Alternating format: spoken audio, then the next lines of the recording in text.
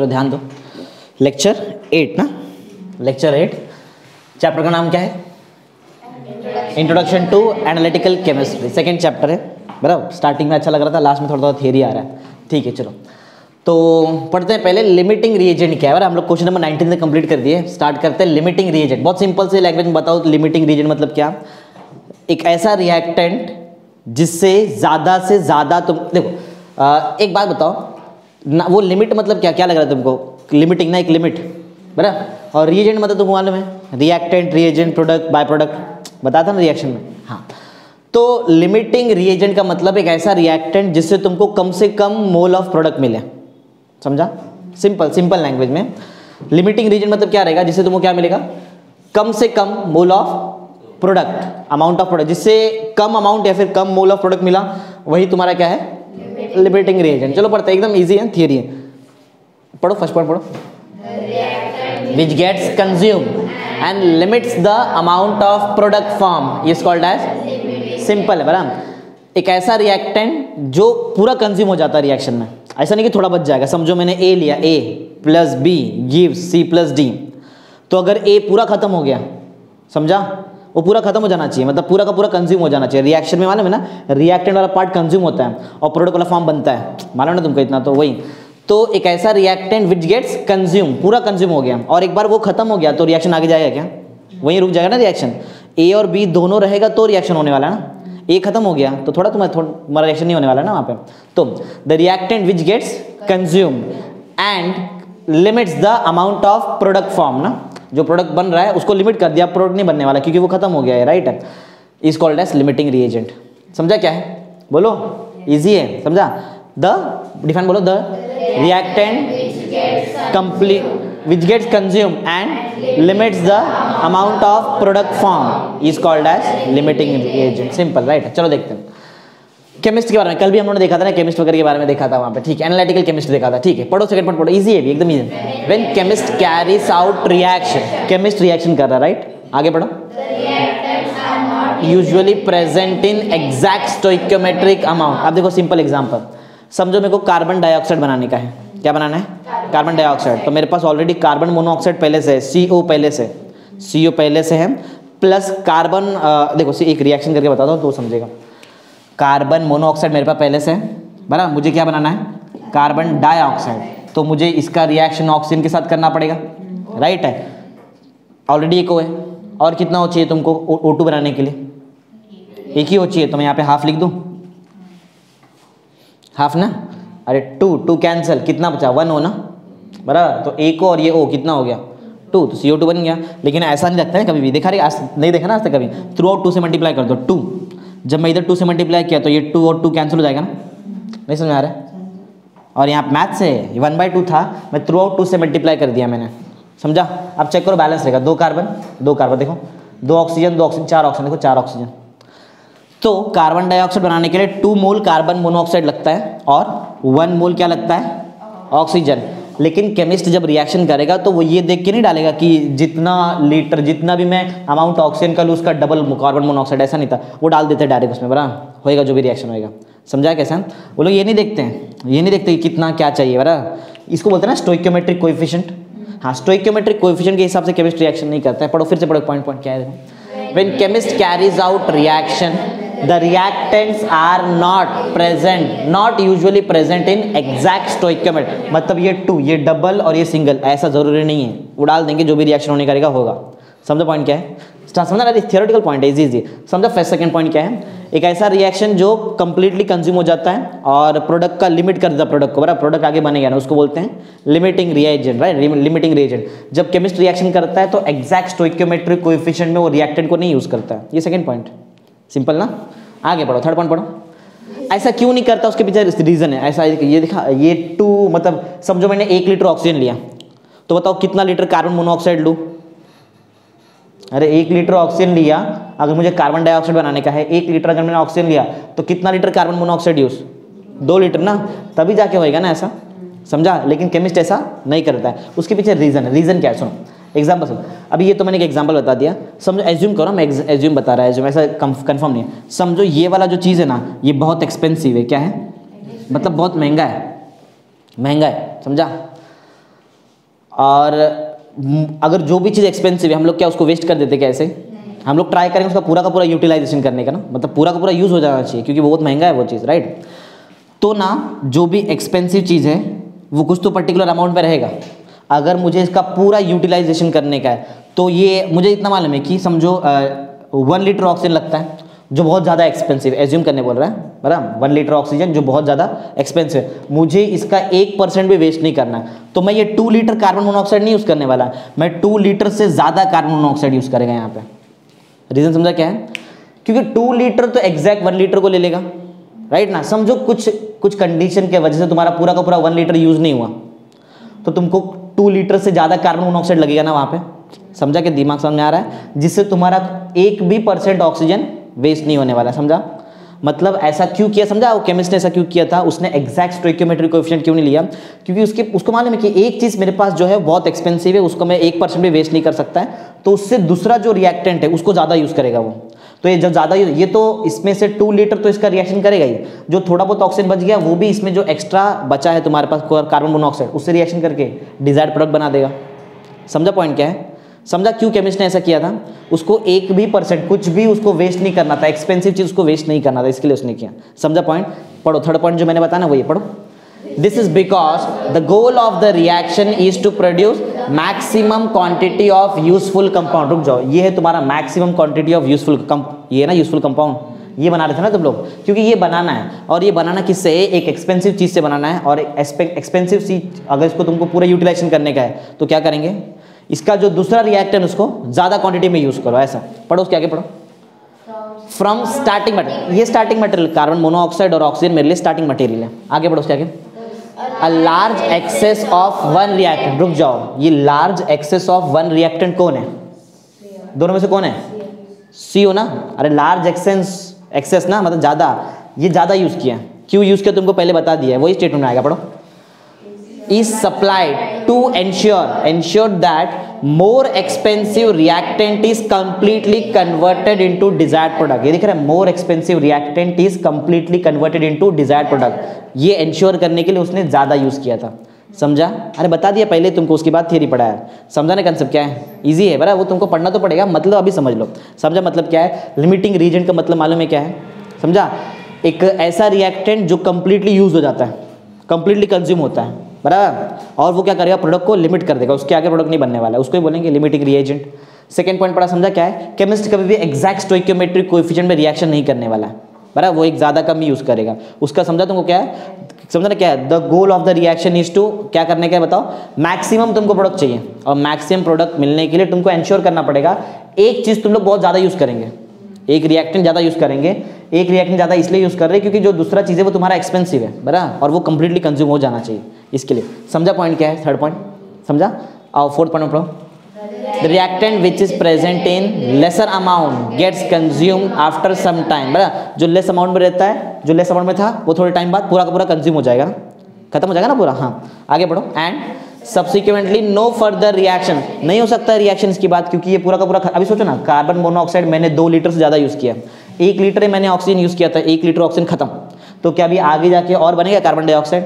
क्योंकि carbon dioxide बनने के लिए दोनों का रहना बहुत जरूरी है ना, दोनों रहना चाहिए, कार्बन मोनोऑक्साइड भी चाहिए, ऑक्सीजन भी चाहिए। ऑक्सीजन खत्म हो गया मेरा, समझा? तो रिएक्शन रुक जाएगा अभी, समझा? Subsequently no further reaction takes place whatever be the amount left of the other reactant, मतलब ये खत्म, समझा? ये खत्म तो रिएक्शन रुक जाएगा। What ever be the amount of other reactant, ये कितना भी बचने दो ना, उससे फर्क पड़ता है क्या? समझो मैंने इसको 4 लीटर यूज़ किया, लेकिन ये 1 लीटर यूज़ किया है, तो तुमको 2 लीटर ही कार्बन डाइऑक्साइड मिलेगा ना। समझा क्या? तुम लोग उसको सोचो ना, 4 लीटर सोचो, तुम लोग सोच रहे कि इसको 5 लीटर यूज़ करते, ऑक्सीजन 1 लीटर यूज़ करेंगे, तो क्या तुमको 2 लीटर से ज़्यादा ऑक्सीजन मिल सके, कार्बन डाइऑक्साइड मिल सकता है क्या? इम्पॉसिबल है, क्योंकि 1 लीटर से 2 लीटर ही कार्बन डाइऑक्साइड बनता है, ये रूल है ना केमिस्ट्री के हिसाब से। समझा? मोल बता रहा हूँ, समझो, एक एग्जाम्पल बता दिया। समझा? समझा बोलो, समझा ना? तो चारों पॉइंट याद रहेगा, की पॉइंट याद रखो, बाकी तो तुमको घर पे उसको पढ़ना ही पड़ेगा। समझा है? फर्स्ट पॉइंट, एक ऐसा रिएक्टेंट जो कंप्लीटली कंज्यूम होता है, प्रोडक्ट को लिमिट कर दिया, उसको बोलेंगे लिमिटिंग रिएजेंट। जो केमिस्ट रहते हैं वो कभी भी एग्जैक्ट स्टोइकियोमेट्रिक कोएफिशिएंट में रिएक्टेंट को नहीं यूज़ करने वाले। उसका रीज़न तुमको समझा है? उसका रीज़न ये है कि तुमको मैक्सिमम यील्ड चाहिए प्रोडक्ट का, और इसके लिए क्या करना पड़ेगा? इसके लिए तुमको एक रिएक्टेंट को लार्ज एक्सेस में यूज़ करना पड़ेगा, जिसकी वजह से वो एक्सपेंसिव चीज़ को पूरा का पूरा कंज्यूम कर लिया और प्रोडक्ट बन गया। समझा। फिर हमने यहाँ पे देखा ये ना, यहाँ पे जो कम अमाउंट में प्रेजेंट था वो एक बार खत्म हो जाएगा, रिएक्शन रुक जाएगा, बराबर। अगर ये खत्म हो गया तो आगे रिएक्शन प्रोसीड नहीं होने वाला है। रीज़न बताओ क्या था, क्या था रीज़न? क्योंकि जो सेकंड वाला है उसका वॉल्यूम कितना भी होने दो, कुछ भी होने दो, उससे फर्क पड़ता है क्या? समझा कैसा? सिंपल है ना, समझा? बोलो क्या पढ़ा हम लोगों ने? हाँ, तो अभी तक ये तो तुमको समझा रहेगा लिमिटिंग रिएजेंट तो एक्चुअल में इधर ही था, एक्चुअल मेन डिफाइन तो यहीं पे ना लिमिटिंग रिएजेंट का, समझा? जो रिएक्शन को रुका देता है, उसके आगे रिएक्शन नहीं होएगा, उसको हम लोग क्या बोलेंगे? Limiting reaction. चलो अभी एक रिएक्शन से समझते हैं, क्योंकि इसमें से समझा नहीं जाए तो थियरी है, समझा? समझने के लिए तुमको मेन ग्राउंड लेवल पे आना पड़ेगा, रिएक्शन में आना पड़ेगा तो समझेगा। पढ़ो सेकंड क्वेश्चन पढ़ो। Explain reaction how limiting reagent work. एक लिमिटिंग रिएजेंट वर्क कैसे करता है और कौन रहता है लिमिटिंग रिएजेंट, रिएक्शन में कैसे समझेंगे वो देखते हैं। चलो पढ़ो, फर्स्ट में पढ़ो। NO2 फ्रॉम NO2, जैसे तुम लोग ये आंसर बताएंगे, बोलो CO2 को क्या बोलते हैं? Carbon dioxide. तो इसका नाम क्या रहेगा? नाइट्रोजन डाई, समझा? बोलो। हाँ, NO को बोलते हैं नाइट्रिक ऑक्साइड। NO मतलब क्या? हाँ, तो हम लोग नाइट्रोजन डाइऑक्साइड बना रहे हैं, किससे बना रहे हैं बताओ? नाइट्रिक ऑक्साइड, इससे बनाएंगे। चलो देखते हैं कैसे बनता है। देखो रिएक्शन करने आना चाहिए वैसे हमको। देखो मेरे पास पहले से क्या है? नाइट्रिक ऑक्साइड है, मुझे मालूम है क्या बनने वाला है बताओ? नाइट्रोजन डाइऑक्साइड मिलना ही है, नाइट्रोजन डाइऑक्साइड बनाना ही है। नाइट्रिक ऑक्साइड का रिएक्शन किससे करूँ तो मुझे मिले नाइट्रोजन डाइऑक्साइड? ऑक्सीजन से करना पड़ेगा, एक ही ऑप्शन है, ऑक्सीजन से करना पड़ेगा। कितना एक्स्ट्रा ऑक्सीजन चाहिए तुमको? एक ही चाहिए, लेकिन ऑक्सीजन तो 2 के साथ आता है हमेशा, तो हाफ यूज़ कर लो। लेकिन ऐसा अच्छा नहीं लगता है ना, ऐसा नहीं होता है। तो इसके लिए क्या करते हैं बताओ? नीचे का जो भी नंबर रहता है उससे मल्टीप्लाई कर देंगे। 2 से मल्टीप्लाई 2, ये ऊपर 2 किया कैंसिल ना, फिर तो 2 2, समझा ना? अरे इतना तो मैथ्स आना चाहिए तुमको। और यहाँ पे 2, समझा? समझा रिएक्शन कैसे कर दिया? बोलो समझ गया? रिएक्शन करने आना चाहिए तुमको। तो मैंने नाइट्रिक ऑक्साइड से क्या बना दिया? Nitrogen dioxide. ओके, ये दोनों में से कोई तो मेरा एक लिमिटिंग रिएजेंट है। इधर नहीं रहता है लिमिटिंग रिएजेंट, पीछे ही रहता है, समझा? कैसे पहचानेंगे कि कौन लिमिटिंग रिएजेंट? चलो वो बताता हूँ। देखो एज्यूम करो कि मैंने नाइट्रिक ऑक्साइड, अच्छा एक बात बताओ, रिएक्शन देख के क्या लगता है तुमको कि मैंने नाइट्रिक ऑक्साइड कितना मोल यूज किया है? 2 मोल। कितना मोल ऑक्सीजन यूज किया है? 1 मोल। तो कितना मोल प्रोडक्ट मिल रहा है? 2 मोल, समझा ना? अरे प्रोडक्ट 2 मोल है ना, देखो ना पीछे 2 है। हाँ, अब मैं करता हूँ, मैं ऐसे एज्यूम करता हूँ कि जो नाइट्रिक ऑक्साइड है ना, ये मैंने समझो एज्यूम किया मैंने 8 मोल यूज कर लिया। केमिस्ट क्या 2 और 1 डालेगा क्या? ऐसा एग्जैक्ट नहीं बताया ना, वो ऐसा नहीं, वो कुछ भी कर सकता है, राइट है? चलो मैंने एज्यूम किया कि नाइट्रिक ऑक्साइड हम लोग 8 मोल यूज कर रहे हैं। कितना? 8 मोल। और ऑक्सीजन 7 मोल यूज कर रहे हैं। समझो मैं क्या बता रहा है? नाइट्रिक ऑक्साइड कितना मोल? 8 और ऑक्सीजन 7 मोल। पढ़ो सेकंड पॉइंट पढ़ो। Suppose initially we take 8 moles of NO, no नहीं है वो, नाइट्रिक ऑक्साइड है, समझा? एंड 7 मोल ऑफ O2, समझा? यही तो बताना मैं तुमको। अच्छा अब इससे होएगा, चलो समझा? यहाँ पे सेकंड पॉइंट क्या है तुमको? ये कितना मोल नाइट्रिक ऑक्साइड यूज किया? 8। कितना मोल ऑक्सीजन? 7 मोल। ठीक है, चलो नेक्स्ट पॉइंट पढ़ो, इजी पॉइंट पढ़ो। हमको लिमिटिंग रिएजेंट निकालना है। अभी क्या निकालना है? लिमिटिंग। देखो तुमको मैंने पहले बता दिया, लिमिटिंग रिएजेंट वो रिएक्टेंट रहता है जिससे तुमको कम प्रोडक्ट मिलता है कि ज्यादा मिलता है? कम। बताया था ना थियरी में, वैसे वो इधर आया नहीं पॉइंट, लेकिन आगे आ जाएगा समझो। अब ये पढ़ाऊंगा ना, यहाँ पे आएगा।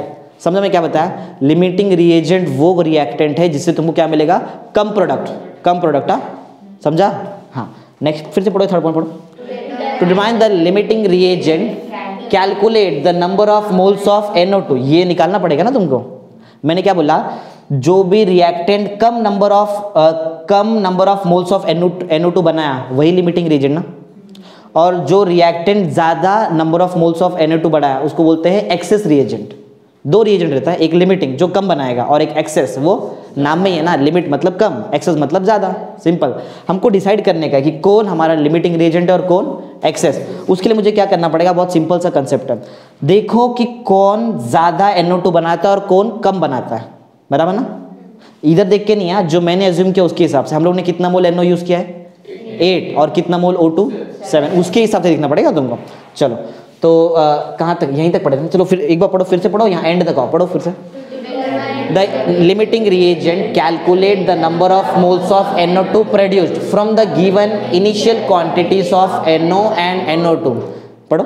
The limiting reagent will yield smaller amount of, आ गया ना पॉइंट?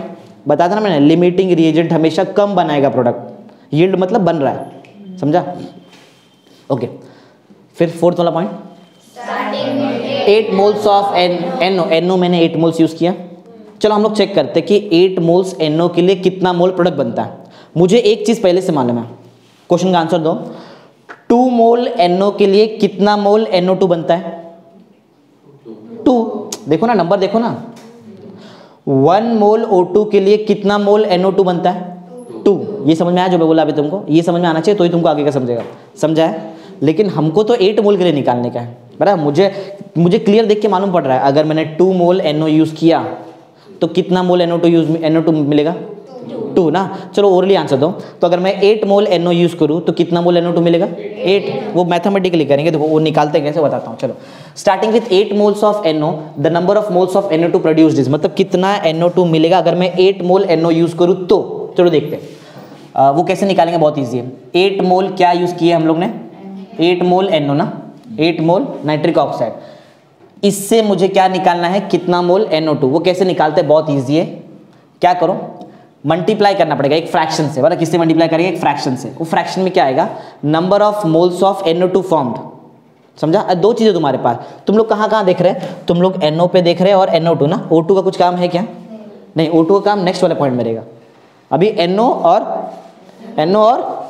NO2 इसके बीच में रिलेशन है। ओके, मैं 8 मोल के लिए काम कर रहा है और पहले से कुछ इंफॉर्मेशन है। ये देख के बताओ number of moles of product form 2 ना। अरे प्रोडक्ट इधर है ना, इसको देख के बताओ ना, number of moles of product form कितना है? 2 मोल। तो 2 मोल तुम्हारे पास NO2 बनता है, बराबर? Number of moles of product form to the number of moles of reactant used, number of moles of reactant use. अरे 2 मोल NO2 कब बना? जब 2 मोल NO यूज किया तो बना ना। 2 मोल ऑफ, समझा क्या? बोलो, समझा? अच्छा, तुमको क्या निकालने का है मालूम है? बोलो क्या निकालना तुमको? 8 मोल अगर NO यूज करेंगे तो कितना मोल NO2 मिलेगा, ये निकालना। नहीं समझ में आ रहा है क्या है? यही चीज मैंने तुमको एक अलग तरीके से बताया पहले, देखो तो वो सिखाता हूँ। ये देखो, ये समझा क्या है? चलो भी देख लो, यही आएगा घूम फिर के, यही आने वाला। देखो देखो एक चीज देखो, इस पे न्यूमेरिकल मैंने तुमको कराया पहले। रिएक्टेंट को देखो, जो हमारा कंडीशन है वो कंडीशन को देखो और बताओ अगर मैंने 2 मोल NO यूज किया तो कितना मोल NO2 मिलता है? 2 मोल NO2 मिलता है। तो वही तो मैं पूछ रहा है, अगर मुझे 8 मोल NO यूज करूं तो कितना मोल NO2 मिलेगा? तो x लेते ना, उसको किया ना ये चीज, फिर डिवाइड करते दोनों को, मालूम है? ओरली माइंड में करो। अगर मैंने दोनों चीज को डिवाइड कर दिया, x को इधर लो और 2 को नीचे लो, बताओ x का आंसर क्या रहेगा? x इधर गया ना, 2 नीचे आएगा, फॉर्मूला बताओ क्या रहेगा?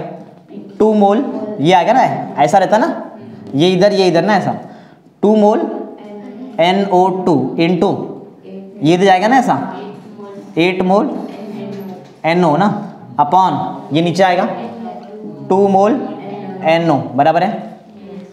समझा कैसे है? समझा? तो यहां से ये सब कैंसिल वैंसिल करेंगे तो तुमको मिल जाएगा, बराबर? अब वो मोल्स फिल्स कैंसिल कर दो, देखो क्या मिल रहा है? ये 2 कैंसिल किया, कितना मिल रहा है तुमको? 8 ना, 8 मिल रहा है ना, समझा? वो अभी मोल विल नहीं लिखना पड़ेगा, डायरेक्ट ये नंबर देखो, वो ये सब मत देखो, वो तो थियरी के लिए मैंने लिख दिया। समझा कैसा लॉजिक है? तो तुमको आंसर कितना मिल रहा है? 8। वो तुम लोग देख के बता दिए थे ना, अरे वो इजी है। 2 के लिए अगर 2 मिलता है तो 8 के लिए 8 ही मिलेगा ना, ये तो सिंपल मैथ्स का रूल है, समझा? यही चीज़ तो मैंने पहले लिखा था, लेकिन ऐसा नहीं लिखेंगे क्योंकि हमारे टेस्ट में ऐसा नहीं दिया है, बराबर? जैसे टेस्ट में दिया उसके हिसाब से लिखते हैं, वो भी तो ईजी है ना, वो भी तो ईजी है, वो थोड़ी हार्ड है। चलो, जैसे हमारा समझा ना ये क्या है, मैं तुमको वो इसलिए लिख के बताया क्योंकि ऑलरेडी वो चीज़ सिखा दिया था तुमको। चलो हम लोग क्या निकाल रहे हैं? हम लोग निकाल रहे हैं number of moles of NO2 form. कैसे निकालते हैं? बहुत ईजी है, तुमको मल्टीप्लाई करना पड़ेगा एक फ्रैक्शन से। किसको मल्टीप्लाई करना पड़ेगा? कितना मोल NO यूज किया, रिएक्टेंट का नंबर ऑफ मोल्स बताओ। अच्छा ये 8 यूज किया था हमने, 8 मोल NO ना, इसको मल्टीप्लाई किससे कर रहे? एक फ्रैक्शन से। वो फ्रैक्शन में ऊपर प्रोडक्ट नीचे रिएक्टेंट, सिंपल इतना देखो। प्रोडक्ट का नंबर ऑफ मोल्स, रिएक्शन को देखो 2 ना, 2 mole of NO2 upon reactant 2 mole of NO। ये मोल भी नहीं, नंबर को देखने का सिर्फ, 2 कैंसिल, कितना आया? 8, राइट है? तुमको आंसर कितना मिल रहा है? 8 मोल ऑफ NO2 मिलेगा तुमको जब तुम लोग 8 मोल्स ऑफ NO यूज़ करेंगे तो समझा कैसे किया है। तो एक सिंपल सा ऐसा रिएक्शन है इसकी, समझा तुमको, बताओ कैसे किया है। ये कौन सा टॉपिक कर रहे हैं हम लोग, लिमिटिंग रिएजेंट ना, समझा है क्या बोलो सबको, क्योंकि ईजी है, इतना भी हार्ड नहीं है ये चीज़। तो देखते हैं,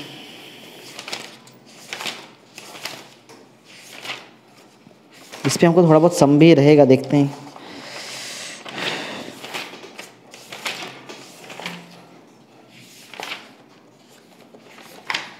इसमें से निकाल जरा लिमिटिंग रिएजेंट दे, लिमिटिंग रिएजेंट का ये रहेगा, explain with the help of, ये क्वेश्चन है टेक्स्ट बुक, इसका ही क्वेश्चन है, समझा बोलो यहाँ तक। चलो अभी हम लोग O2 के हिसाब से देखते हैं। NO का तुमको समझा, NO समझा, चलो O2 देखते हैं। सोचो स्टार्टिंग विथ 7 मोल्स ना, कितना मोल O2 यूज़ किया हम लोग ने, 7 मोल्स O2 यूज़ किया, तो कितना मोल्स NO2, देखो दो चीज़ है तुमको, एक NO से NO2 पे आने का है, फिर O2 से NO2 पे आने का है, सिंपल लॉजिक है ना। NO और NO2 निकाल दिया, अब क्या देखते हैं O2 और NO2 ना। Starting with 7 moles of O2, कितना मोल O2 यूज़ कर रहे हैं, 7 मोल, तो कितना मोल NO2 मिलेगा, वो कैसे निकालेंगे, बहुत ईजी है।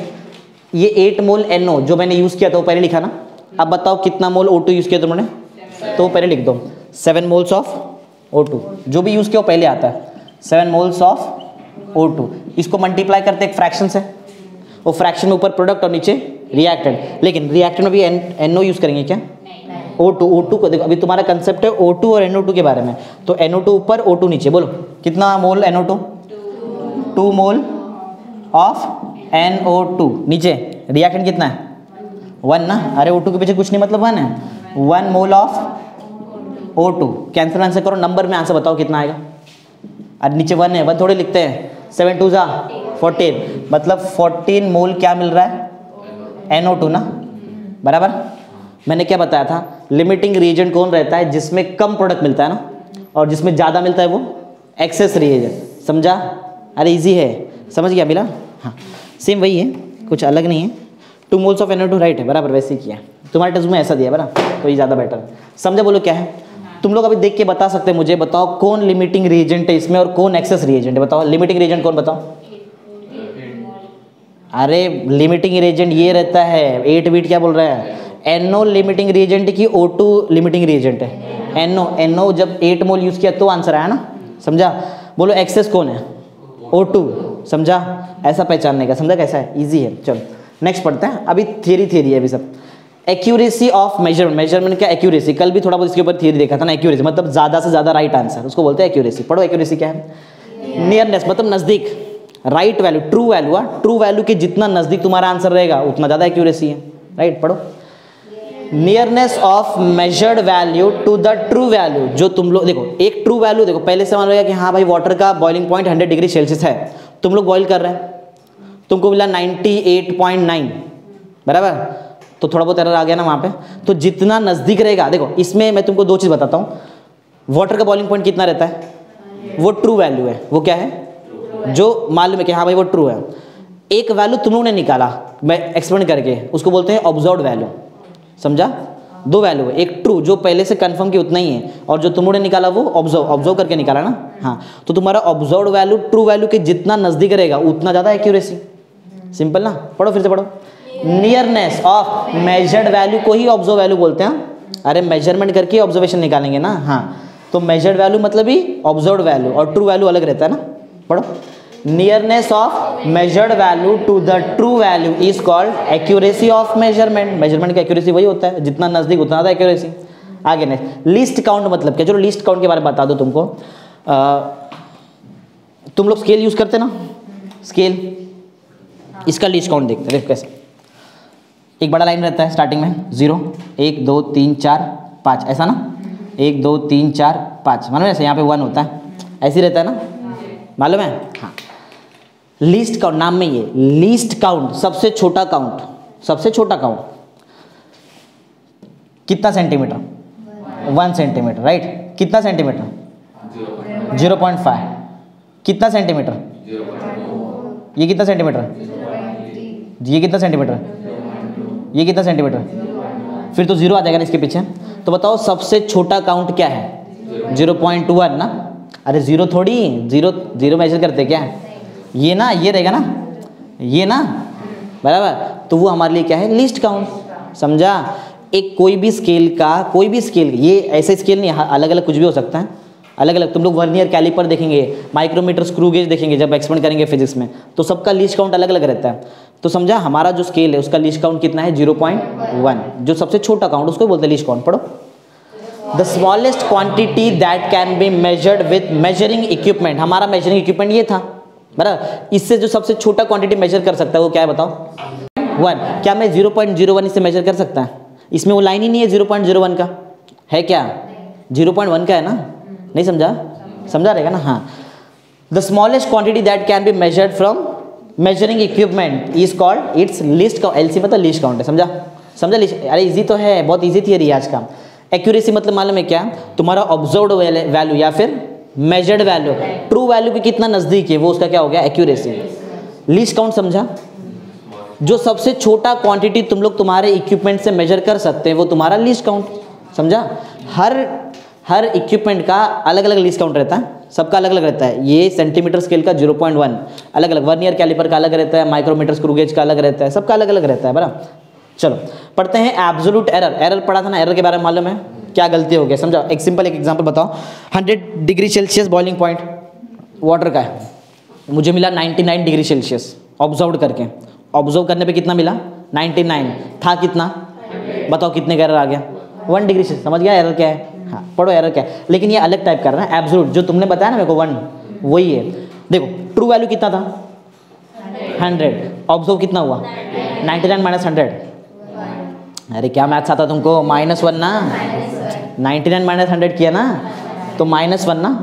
माइनस ये बता रहा है कि जो तुम्हारा एरर आया है वो नेगेटिव है ना, सिंपल उल्टा होगा, बराबर, और कुछ नहीं। एरर लेकिन 1 का ही रहेगा, एरर 1 का रहता है, समझा? 1 डिग्री सेल्सियस का एरर आया वो नेगेटिव में है, और क्या? नेगेटिव आ रहा मतलब क्या? ट्रू वैल्यू से तुमको जो वैल्यू मिला वो छोटा है। एक और answer, 100 degree Celsius boiling point होता है वाटर का, मुझे मिल रहा है 101। बोलो कितना एरर? 1 + 1 का ना। अभी इसमें फर्क क्या है? इधर भी 1 का एरर है, पहले भी 1 का एरर है, लेकिन पहले का मतलब क्या था? तुम्हारा ऑब्जर्व्ड वैल्यू ट्रू वैल्यू से छोटा था, और अभी बस यही लॉजिक है। पढ़ो पढ़ो। Absolute error is calculated by subtracting true value and. ऐसा मत सोचो ट्रू वैल्यू बोला तो पहले ट्रू वैल्यू आना चाहिए, ऐसा नहीं। देखो मैंने वहाँ पे एंड लिखा है, मैंने एंड लिखा है ना। ट्रू वैल्यू और ऑब्जर्व वैल्यू को सब्सट्रैक्ट किया तो क्या मिलेगा? एब्सोल्यूट। इसका मतलब ये नहीं कि पहले ट्रू वैल्यू आएगा, समझा क्या? समझा? मैंने ऐसा लिखा है क्या? True value from observe value या फिर observe value from true value, ऐसा मैंने एंड लिखा है बीच में। फर्क है ना इंग्लिश, समझा क्या है? अरे बहुत ईजी है। एब्सोल्यूट एरर मतलब क्या? बहुत सिंपल है, ऑब्जर्व वैल्यू को ट्रू वैल्यू से माइनस कर दो। नहीं आ रहा एग्जाम में डिफाइन, याद अपने मन से बनाने का। Absolute error is defined as the difference of observe value and true value, खत्म, राइट मिलेगा, फुल मार्क्स, समझा? बोलो। हाँ, आगे बढ़ते हैं। रिलेटिव एरर क्या है? देखो एरर कम से कम होना चाहिए ना, कम से कम एरर होना चाहिए। तो एब्सोल्यूट एरर से ज़्यादा अच्छा क्वांटिटी है रिलेटिव एरर, बराबर। क्यों है? अच्छा बता दो, फर्स्ट पॉइंट पढ़ो।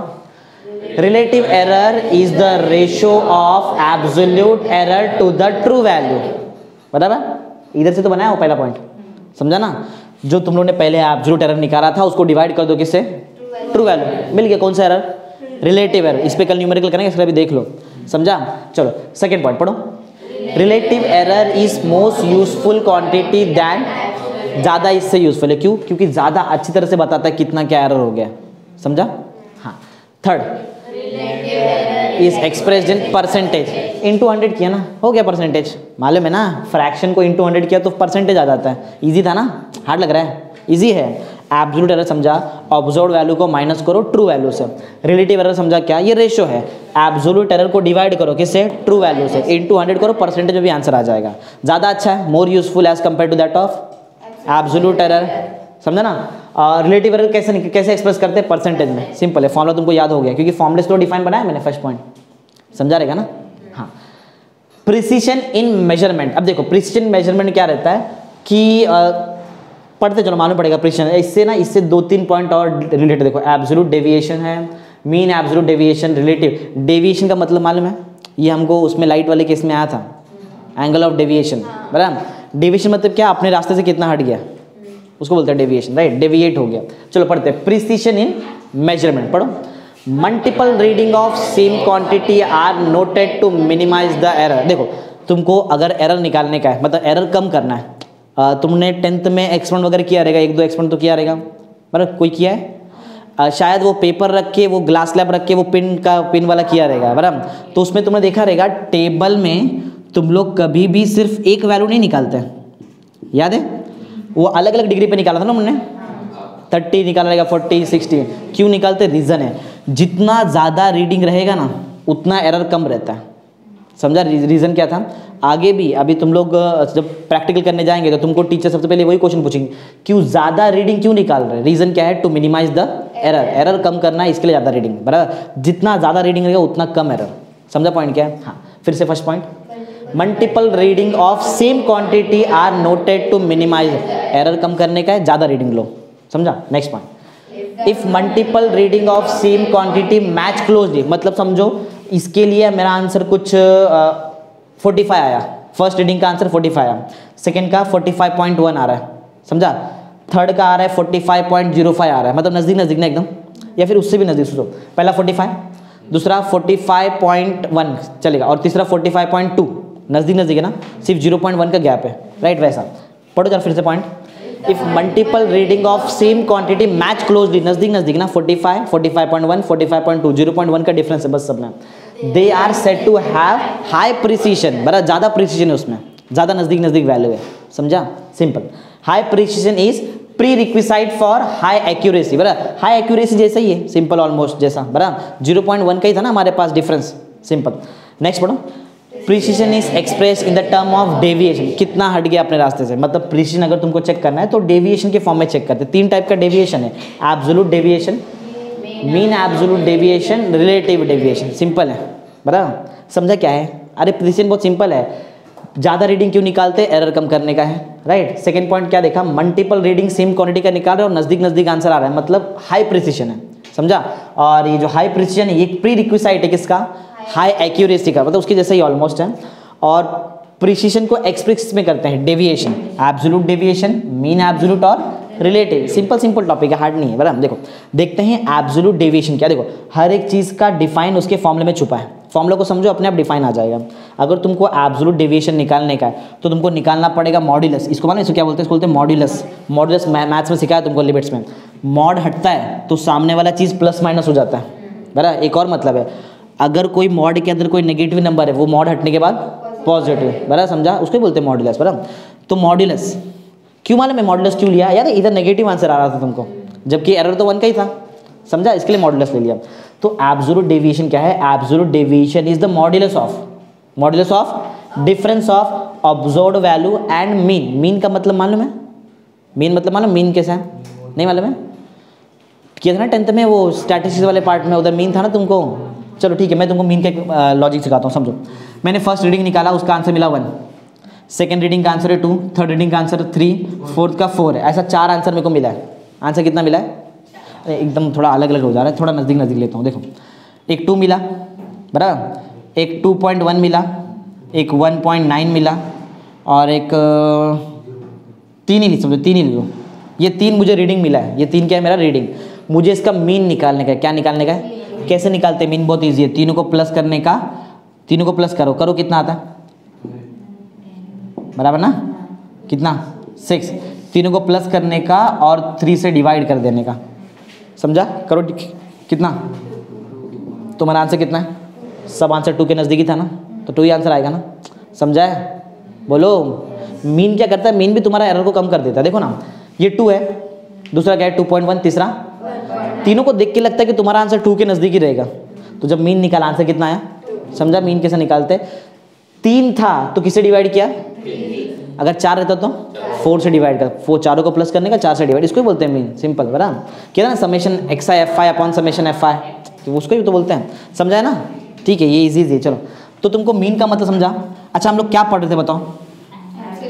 Absolute deviation. एब्सोल्यूट डेविएशन का मतलब ये रहता है, ये मॉड्यूलस है। क्या है एक्चुअल में? ये मॉड्यूलस किसका है? Difference of observed value and mean. जितना भी रीडिंग निकाला जाएगा सबका मीन निकालो, दोनों को माइनस करो, मॉड्यूलस निकालो, क्या मिल जाएगा? Absolute deviation. और एब्सोल्यूट एरर कैसे मिलता है? माइनस करना पड़ता है ऑब्जर्व्ड वैल्यू और ट्रू है। ऑब्जर्व्ड वैल्यू का एक और नाम है मेजर्ड वैल्यू, बराबर। चलो ठीक है, पढ़ते हैं एब्सोल्यूट डेविएशन। पढ़ो। Absolute deviation is the modulus of difference between observed value and the mean, मतलब ये अरिथमेटिक मीन, मालूम ना, and arithmetic mean of set of several measurement, measurement का ही तो मीन निकाला ना मैंने, मेरे पास जो ऑब्जर्व्ड 3 वैल्यू था उसका ही मीन निकाला बराबर, measurement made in same way, जैसे ही हम लोग निकाले थे ऑब्जर्व वैल्यू निकाले थे, सेम वैसे ही मेजरमेंट करके तुम्हारा जो भी वैल्यू वो निकालो, उसका मीन निकालो, दोनों को माइनस करो, मॉड्यूलस निकालो, मिल जाएगा एब्सोल्यूट डेविएशन, समझा। तो एब्सोल्यूट डेविएशन क्या है? Absolute deviation is the difference of, sorry, absolute deviation is the modulus of difference of observed value and the mean value, अपने मन से बनाओ, and the mean value of set of all the observed value, जो भी observe value रहेगा उसका mean निकालो, तो मीन मिल गया, डिफरेंस कर दो ना, मॉड्यूलस निकाल दो, मिल गया absolute deviation. Second point, measure of absolute error in repeated observation, actual में एब्सोल्यूट एरर जैसे दिखाई दे रहा है ना, बट रिपीटेड ऑब्जर्वेशन में, रिपीटेड क्यों? क्योंकि मीन आ गया ना, 2-3 एक साथ ले लिया, डायरेक्ट 3 से डिवाइड कर दिया, तो रिपीटेड चीज, मतलब एक्चुअल में एब्सोल्यूट डेविएशन एब्सोल्यूट एरर का रिपीटेड फॉर्म है, एकदम ऐसा ऐसा बोल सकते हैं। इजी पॉइंट है ना, हार्ड नहीं है। तो पहला पॉइंट तुमको समझ गया है क्योंकि वो तो डिफाइन है, मैथमेटिक्स से बना है। सेकंड पॉइंट क्या है? It is the measure of absolute error in repeated observation, अलग अलग ऑब्जर्वेशन में अलग रिपीट कर रहे वही चीज को, तो वो बन जाता है तुम्हारा एब्सोल्यूट डेविएशन। नेक्स्ट पढ़ो क्या है? मीन। देखो बहुत सिंपल है, मीन एब्सोल्यूट डेविएशन मतलब क्या रहेगा? ये मीन रहेगा, इसका भी मीन रहेगा। फर्स्ट रीडिंग निकाला, फर्स्ट रीडिंग का एब्सोल्यूट डेविएशन निकाल दिया, समझा? समझो मिला कुछ 2.0, पहला एब्सोल्यूट डेविएशन। सेकंड रीडिंग है, सेकंड रीडिंग का भी मैंने क्या निकाल के लिया? एब्सोल्यूट डेविएशन, वो मुझे मिल गया 2.01, बराबर, समझा? थर्ड रीडिंग है, थर्ड रीडिंग का भी मैंने क्या निकाल के लिया है? एब्सोल्यूट डेविएशन, समझो कुछ मिल गया मुझे 1.99, बराबर। ये सब में क्या निकाल रहा है बताओ? ये सब क्या है? एब्सोल्यूट डेविएशन है ना, ये फर्स्ट एब्सोल्यूट डेविएशन, ये सेकंड एब्सोल्यूट डेविएशन, ये थर्ड, इसका मीन निकालो, बराबर ना, इसका मीन निकालो तो क्या बन जाएगा? Mean absolute deviation. नहीं समझा? अरे मीन के, मीन ऑब्जर्वेशन के लिए ऑब्जर्वेशन का मीन निकालने का, मीन एब्सोल्यूट डेविएशन के लिए एब्सोल्यूट डेविएशन का मीन निकालो ना, समझा? नहीं, इजी है ना, पढ़ो अभी। अरिथमेटिक मीन, इसको ही बोलते हैं ना arithmetic mean, arithmetic mean of all absolute deviation is called as mean absolute deviation. ये सब क्या था? ये सब एब्सोल्यूट डेविएशन था ना, जो मैंने बताया तुमको यहाँ पे भी। इजी है ना? अरे इजी थ्योरी, इतना भी हार्ड नहीं हो। लास्ट में क्या है? हाँ, अब रिलेटिव डेविएशन में क्या, देखो एक एक एडवांस कर रहे हैं। पहले तुम्हारे पास था एब्सोल्यूट डेविएशन, एब्सोल्यूट डेविएशन का मीन निकाला, क्या बनाया? Mean absolute. Mean absolute deviation को भी मीन से डिवाइड कर दो, मीन एब्सोल्यूट डेविएशन को किससे करो? मीन। मीन कैंसिल हो जाएगा क्या? थियरी है ना, ऐसा थोड़ी होता है, समझा? मीन एब्सोल्यूट डेविएशन को मीन से डिवाइड कर देंगे, इंटू 100 कर देंगे, तो क्या मिल जाता है? अरे रिलेटिव देखा ना, रिलेटिव रेशियो रहता है ना, 100 से मल्टीप्लाई करना पड़ता है, रेशियो निकालना ही पड़ता है तुमको, समझा? डिफाइन पढ़ो। Ratio of mean absolute deviation to the arithmetic mean is called as relative deviation. Simple ना, इजी है, खाली पढ़ना पड़ेगा, मतलब अभी समझ लो, समझा? एक बार देखते हम लोग रिकैप मार देखते, सब याद है कि नहीं तुमको?